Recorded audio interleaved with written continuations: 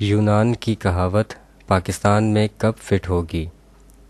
Column نگار Syed Sardar Ahmad Pirzada, the first blind journalist of Pakistan, APNS best Urdu column award holder, روزنامہ نوائے وقت، مورخہ 13 اکتوبر 2017۔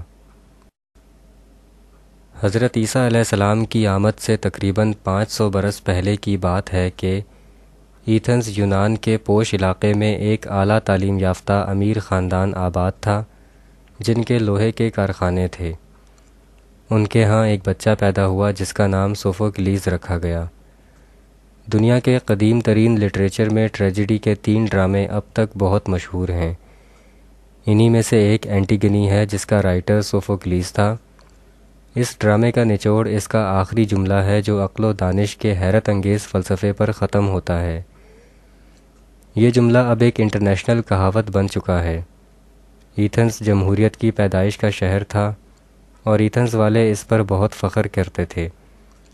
اجتماعی رائے کو قبول کرنا جمہوریت کی پہلی سیڑھی ہے۔ کہتے ہیں کہ اس ڈرامے کی تحریر نے انفرادی فیصلے کی بجائے اجتماعی رائے کو اہمیت دینے کی بنیاد ڈالی۔ اسی لیے ڈرامے اینٹیگنی کی تھیٹر میں پیشکش کے تھوڑے ہی عرصے بعد اس کے رائٹر سوفوکلیز کو انعام کے طور پر اعلیٰ سرکاری عہدے پر فائز کر دیا گیا۔ سوفوکلیز نے 91 برس کی عمر پائی۔ ایک روایت کے مطابق اس کی موت کی وجہ یہ بتائی جاتی ہے کہ وہ ڈرامے اینٹیگنی کا وہی آخری جملہ لہک لہک کر پڑھ رہا تھا کہ سانس رک جانے کی وجہ سے مر گیا۔ ڈرامہ اینٹیگنی کی کہانی کے مطابق 2 بھائی تخت کے حصول کے لیے ایک دوسرے سے جنگ کرتے ہیں۔ دونوں شدید زخمی ہو کر میدان جنگ میں ہی مر جاتے ہیں۔ ان میں سے ایک بھائی کا حمایت یافتہ تخت سنبھال لیتا ہے۔ وہ اعلان کرتا ہے کہ دوسرا بھائی غدار ہے اور اسے ذلت آمیز سزا ملنی چاہیے۔ نئے بادشاہ کے فرمان کے مطابق اس کے حامی بھائی کی تجہیز و تکفین شاہی پروٹوکول اور مذہبی رسومات کے ساتھ کی جاتی ہے، جبکہ مخالف بھائی کی لاش کو دفنانے کی بجائے کتوں، گدھوں اور کیڑے مکوڑوں کے کھانے کے لیے جنگل میں چھوڑ دیا جاتا ہے۔ اس دور میں کسی بھی لاش کے ساتھ نہ دفنائے جانے کا یہ سلوک بدترین ذلت تصور کیا جاتا تھا۔ ان دونوں مرحوم بھائیوں کی 2 بہنیں تھیں جن میں سے ایک کا نام اینٹیگنی تھا۔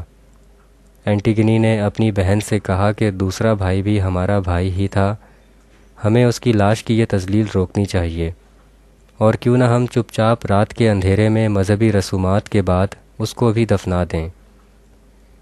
جب دوسری بہن نے بادشاہ کے خوف کے باعث انکار کیا تو اینٹیگنی نے اکیلے ہی ایسا کرنے کا ارادہ کر لیا۔ اگلی صبح بادشاہ اپنے فرمان کی حمایت کے لیے شہر کے اکابرین کو اکٹھا کرتا ہے۔ وہ اکابرین بادشاہ کی خوشامد کے پیش نظر اس کی ہاں میں ہاں ملاتے ہیں۔ عین اسی وقت ایک خوفزدہ سنتری دربار میں داخل ہوتا ہے اور کہتا ہے کہ بادشاہ سلامت اس غدار کی لاش کو کسی نے دفنا دیا ہے۔ بادشاہ غصے سے کانپتے ہوئے سنتری کو حکم دیتا ہے کہ جا کر پتہ کرو کہ میری یہ حکم عدولی کس نے کی۔ اگر تم مجرم نہ پکڑ سکے تو تمہاری گردن اڑا دی جائے گی۔ بادشاہ کے غضب کے باعث دربار میں خوف و ہراس پھیلا ہوتا ہے کہ وہی سنتری اینٹیگنی کو لے کر دربار میں حاضر ہوتا ہے۔ بادشاہ اینٹیگنی پر دھاڑتے ہوئے پوچھتا ہے کہ کیا تم نے ایسا کیا؟ اینٹیگنی ڈرے بغیر ہاں میں جواب دیتی ہے۔ بادشاہ اس کے لیے سزائے موت کا اعلان کرتا ہے۔ ٹھیک اسی وقت دیوتا کا ایک معزز نابینا نمائندہ دربار میں آتا ہے اور بادشاہ کو مخاطب کر کے کہتا ہے کہ دیوتا تمہارے اس فیصلے سے سخت ناراض ہیں۔ وہ چاہتے ہیں کہ تم لاش کو مذہبی رسومات کے ساتھ دفنا دو اور اینٹیگنی کو چھوڑ دو۔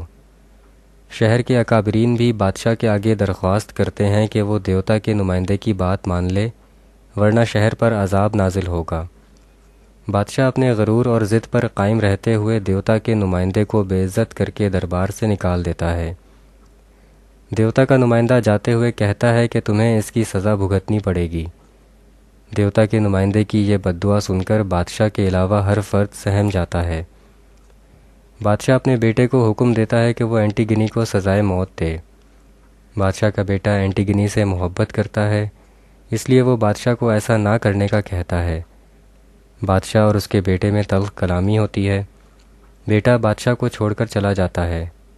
شاہی سپاہی اینٹیگنی کو اندھیرے غار میں بند کرنے کے لیے لے جاتے ہیں۔ ملکہ دربار میں آ کر بادشاہ کو اپنے فیصلے پر نظر ثانی کا کہتی ہے، لیکن بادشاہ انکار کر دیتا ہے۔ بادشاہ اینٹیگنی کے بارے میں معلوم کرنے اندھیرے غار کی طرف جاتا ہے۔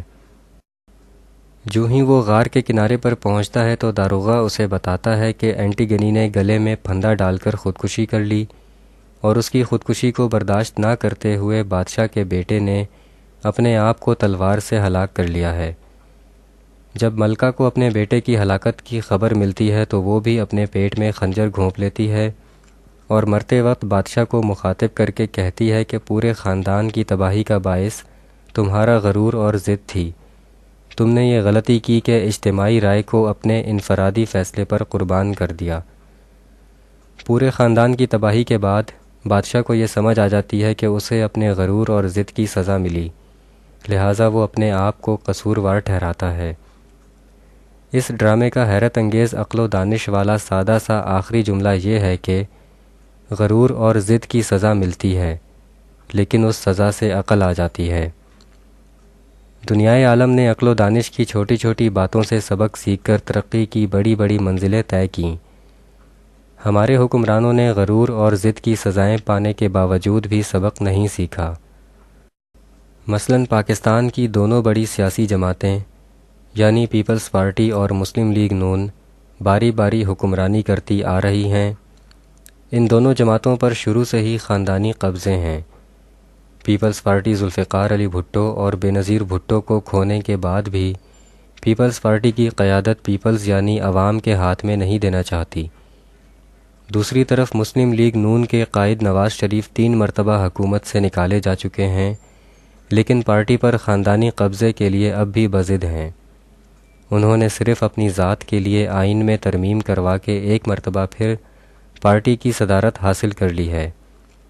کیا حکمرانی صرف ان 2 خاندانوں کا ہی حق ہے؟ پیپلز پارٹی اور نون لیگ کی قیادت کے لیے قدرت کے اشارے موجود ہیں جنہیں وہ سمجھنا ہی نہیں چاہتے۔ ہمارے سیاستدانوں کو غرور اور ضد کی سزا ملتی ہے، لیکن اس سزا سے انہیں عقل نہیں آتی۔ وہ انفرادی فیصلوں کو اجتماعی رائے پر تھوپ کر ملک کو اور کتنا تباہ کریں گے۔ یونان کی کہاوت پاکستان میں کب فٹ ہوگی؟ شکریہ، دی اینڈ۔